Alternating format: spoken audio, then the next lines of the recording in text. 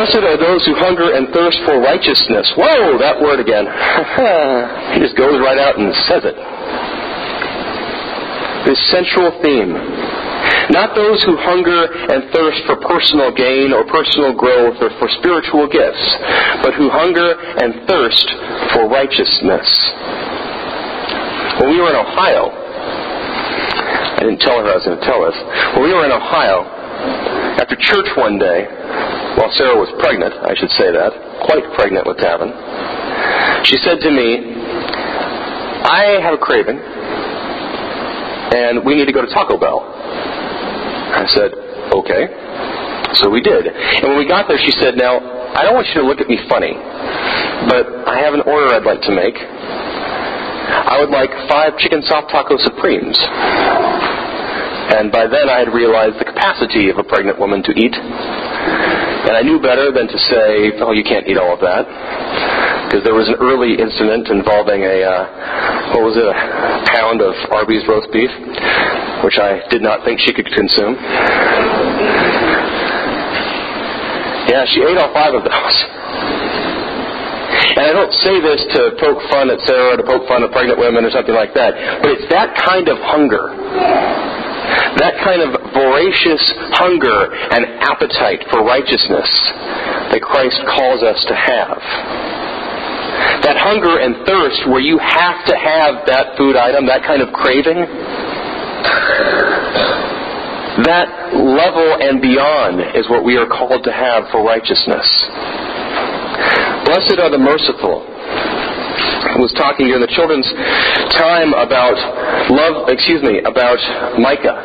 Do justice, love mercy, walk humbly. The reason I didn't use kindness is that the word can be translated either way. And I wish it had been translated mercy in the bulletin, but that's my fault for not thinking of that ahead of time. Love mercy. Mercy is probably one of the most difficult and yes, most effective ways to do righteousness, to love your neighbor as yourself, to love the Lord your God with all your heart, soul, mind, and strength, to show mercy. Blessed are the pure in heart. Think for a moment about everything you've ever heard about biblical times, about notions of cleanliness, about ritual washings, about food laws. This food can't be eaten with this food.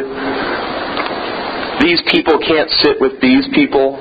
The gaps between the Samaritans and the Jews, between the Jews and the Gentiles.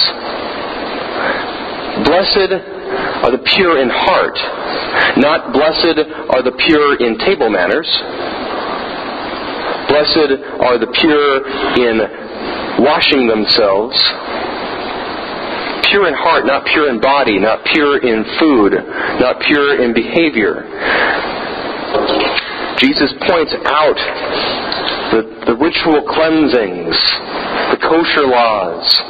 They're well and good, but there is something more. Righteousness is not just about the outward acts that we do. It's also about our heart. Blessed are the peacemakers. I think this one might actually be my favorite one of the entire Beatitudes. Blessed are the peacemakers.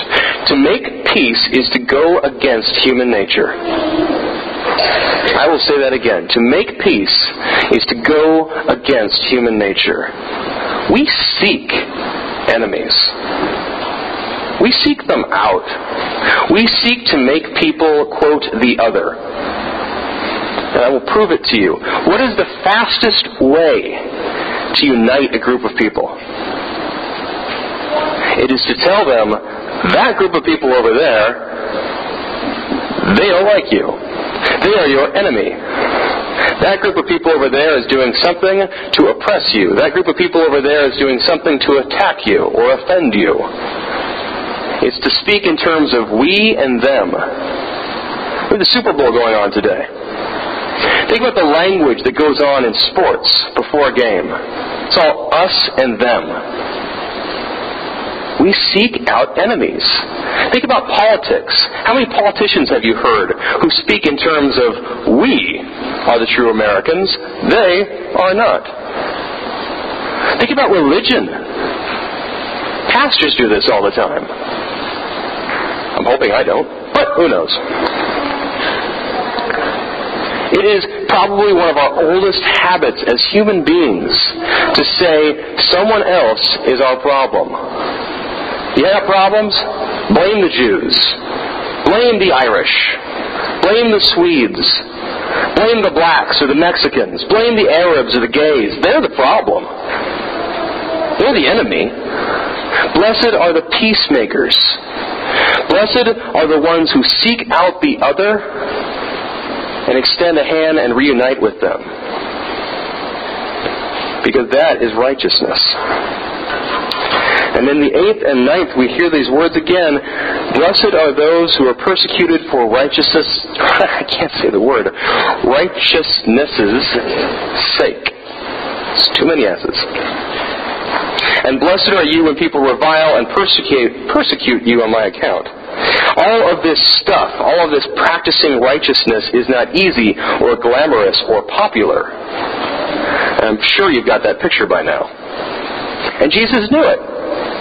He says it right there. He says it right in his own Sermon on the Mount. If you follow me, you are going to irritate people. You are going to fly in the face of what is popular. You have a good chance of being persecuted. Follow me anyway. Now at this point, you may be thinking many things. You may be thinking about the Super Bowl. You may be thinking, wow, this sounds like a lot of stuff. So now what? What do I do? How do I possibly try to live that way? So I'm going to give you something simple and tangible and, dare I say, safe. I'm not trying to let us off the hook. I'm trying to give us a simple demonstration of what it is to try and do justice and love mercy and walk humbly. How many of you have heard of the renovation going on at the school in town? Maybe heard of it once or twice? For those of you who haven't, there's this huge project going on to renovate the Chinook school. It's being done by the Friends of the Chinook school. And as an organization, what they're doing is quite honorable. Because if any of you have spent any time walking around town or around the peninsula, there is a deep need for places, especially for some of our young folk to go, where they can be safe and healthy. There's a need for places for older folk to go for technological classes or just opportunities to socialize. There's a need for places for people to go to exercise while they're indoors, because have you noticed that it rains? I have noticed that it rains. And so along those lines of doing something literal and small, maybe just symbolic, but I put out several of these membership forms for the Friends of the Chinook School out in the social hall. And I would invite you, and I intend to do the same myself today, to finally get off my duff and officially support them. But I don't want to make it sound like money is the only way that we can support each other or the only way that we can do something. Because I think sometimes it's important for us to feel like we can do something. Also, in the social hall, you will find 5 cards like this. And each one of these cards is addressed, this one is not, addressed to one of our members who is frequently unable to be here on Sundays for medical reasons or whatever else.